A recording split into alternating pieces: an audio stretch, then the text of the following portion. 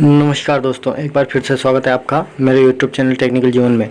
आज मैं आपको बताना जा रहा हूं दोस्तों कि एक सोलर पैनल सिस्टम किस प्रकार से लगाया जाता है और कितने किलोवाट पर कितना खर्चा आता है। तो एंड तक देखिए और शुरू करते हैं कि हम इसे किस प्रकार लगाएंगे।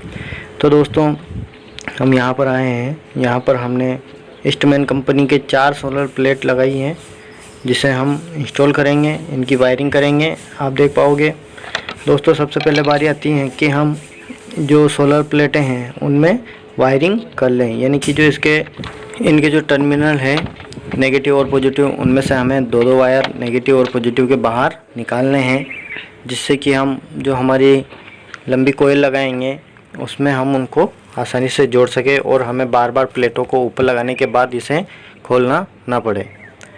यदि हम ये काम पहले नहीं करते हैं और बाद में करेंगे तो उससे क्या समस्या आएगी कि ये जो हम प्लेट लगा देते हैं, कस देते हैं, तो उसके बाद ये काम बहुत टाइम लेता है और उसमें ये जैक टूटने का भी डर रहता है। तो इनकी जो वायरिंग है वो सबसे पहले हमें कर लेनी चाहिए।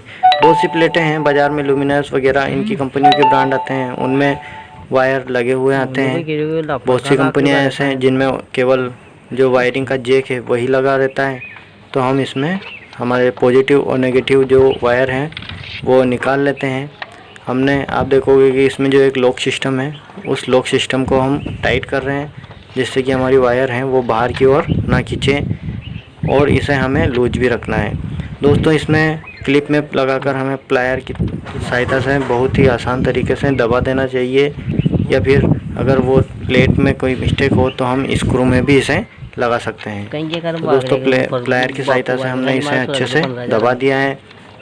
अब बारी आती है इसकी जो कैप है वो लगाने की। फ्रेंड्स, हमें कैप हमेशा सीधी लगानी है। यदि हम इसकी जो ढक्कन है कैप है इसे उल्टा लगा देंगे तो हमारे जो पॉजिटिव नेगेटिव वायर हैं वो उल्टे हो जाएंगे और हमें कनेक्शन करने में बहुत परेशानी आएगी। आप देखोगे दोस्तों कि हमने इसकी जो कैप है वो लगा दी है, इसके वायर है वो जोड़ दिए हैं। अब हमारे पास सभी प्लेटों में से दो वायर निकल चुके हैं। एक नेगेटिव वायर है, एक पॉजिटिव वायर है, यानी कि हर जो भी हमारी जितनी भी हम प्लेटें लगाएंगे सबसे पहले हमने जो वायर जोड़े थे वो सभी चारों प्लेटों में हमने जोड़ लिए हैं। इससे ये काम हमारा आधा काम हो चुका है। अब बारी आती है दोस्तों इसका स्ट्रक्चर खड़ा करने की। स्ट्रक्चर हमेशा मजबूत होना चाहिए और एक अच्छे मजबूत पाइप का बना होना चाहिए। यदि ये मजबूत नहीं रहेगा तो इसको हवा में उड़ जाने का खतरा बना रहता है। यानी कि जब भी हम स्ट्रक्चर बनाएं तो उसे मजबूती के साथ बनाना है। तो दोस्तों हमने स्ट्रक्चर एक खड़ा किया है और उसमें निशान करके हम इसमें ड्रिल लगाकर इसमें छेद करेंगे, और छेद करने के बाद जो हमारे स्क्रू हैं या खीले हैं हम इसमें अच्छे से लगा देंगे। स्क्रू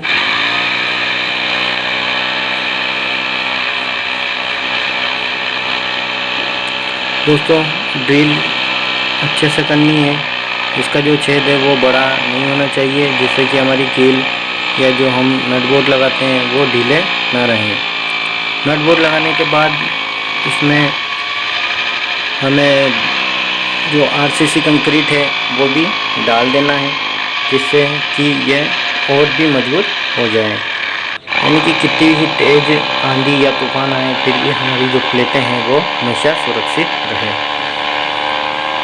इस प्रकार से हमने हमारे जो दोनों निशान हमने किए हुए थे उन पर हमने ड्रिल मशीन द्वारा छेद कर लिए हैं।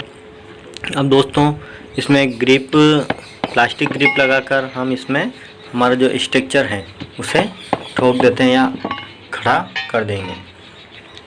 मित्रों इसमें ध्यान रखने वाली केवल यही है कि हम जब भी ये वर्क करें तो सावधानी हमें यही रखनी है कि हमारा जो स्ट्रक्चर है वो जितना मजबूत हो सके हमें उतना मजबूत रखना है। यदि इसमें थोड़ा सा भी हमें लगता है कि ये मजबूत नहीं है तो हम उस काम को डबल मजबूत करने के लिए या तो आरसीसी के हमें पिलर खड़े कर देने हैं या उसमें बेल्डिंग लगा देनी है, क्योंकि ये जितना मजबूत रहेगा उतना ही हमारी प्लेटों की सेफ्टी रहेगी। अब मित्रों हमने आपको बताया कि एक किस प्रकार से लगाते हैं, उसी प्रकार से हमने हमारा जो स्ट्रक्चर है ऊपर और नीचे दोनों साइड के वो हमने पूरे कंप्लीट कर लिए हैं। आपका जो कीमती समय है वो बर्बाद नहीं किया है और ऊपर नीचे दोनों जो स्ट्रक्चर हैं वो हमने लगा लिए हैं। मित्रों, हमने इसका जो लेंथ रखा है या अनुपात रखा है 1/3 रखा है, यानी कि जो हमारा ऊपर वाला जो बड़ा पाइप है वो हमने 3 फीट लिया है और जो हमारा छोटा वाला पाइप है वो हमने 1 फीट लिया है। अब बारी आती है प्लेटों को इस पर रख कर कसने की, यानी जॉइंट करने की। दोस्तों, इस पे हमने जो हमारी प्लेटें हैं उनको आसानी से और सावधानी पूर्वक रखा है और अब इसमें हम स्क्रू डालकर इसे अच्छे से टाइट कर देंगे। अच्छे से टाइट करने से ये मजबूत रहेगी और जो हमारी हवा है उससे ऊपर नीचे नहीं होएगी, यानी कि इसमें जो हवा अगर घुस भी जाती है तो वो हवा आसानी से आर पार निकल जाएगी। इसका जो एक कोण है या फिर इसकी जो रखने की प्रोसेस है उसमें हमें केवल यही ध्यान रखना है कि इसमें ऊपर नीचे जो इसकी सूरज की किरणें सुबह से लेकर शाम तक जिस जगह पर हमें मिलती है उसी जगह पर हमें ये स्ट्रक्चर लगाना है। यदि हम ऐसी जगह पर इस स्ट्रक्चर को लगा देते हैं जहाँ सुबह से दोपहर तक की जो हमें रोशनी है वो अच्छे से मिलती है, उसके बाद वहाँ पर छाँव आ जाती है, तो वो भी हमें वर्क नहीं करेगा। यानी हमारा जो सोलर पैनल है वो ऐसी जगह रहना चाहिए जहाँ पर हमें सुबह से शाम तक हमारा जो सिस्टम है उस पर रोशनी मिलती रहे और हमारा जो सोलर है वो काम करता रहे।